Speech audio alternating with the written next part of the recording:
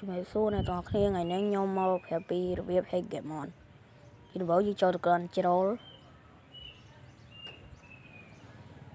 ចាំបន្តិចសិនឲ្យវាដើរទៅយើងចុចពាក្យស្វែងរកមកចុច website លើគេហ្នឹងមកយើងអត់ទៅក្រោមនេះឃើញ website AN1 ហ្នឹងហើយទៅយើងចុចលើវាមកហើយយើងចុចពាក្យតាមខ្ញុំហ្នឹងទៅក៏មកសូមរងចាំយើងអាផ្លែត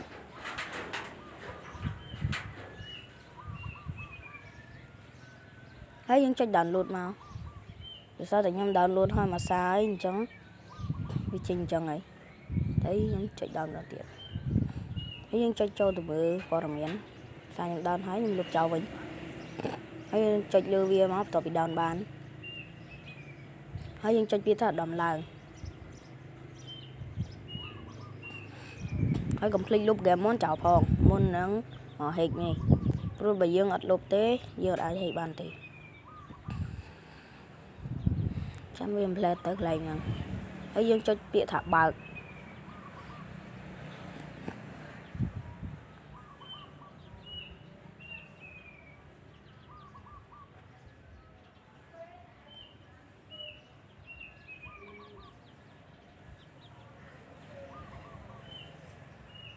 ចង់បញ្ជាក់ប្រាប់អ្នកនរគ្នាតិចថាអាហ្នឹងយើងអត់បាន level អត់បាន level មន់អត់បានអីទេ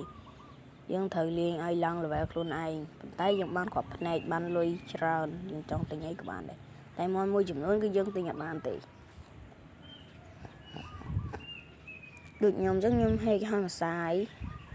អញ្ចឹងខ្ញុំលេងឡើងបាន level បានអីអាពាណិជ្ជកម្មនេះញ៉ៃមែនបីបិទ 3G ហ្នឹងមើលចុចទៅណាអូយរួយម៉ែវាត្រាបាត់មកចុចកន្លែង20ទៅបងប្អូននេះខ្ញុំដោយសារតែខ្ញុំបានលេងខ្លះហើយចឹងហើយ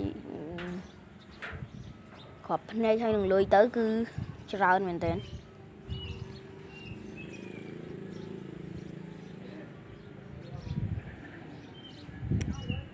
ចូលណា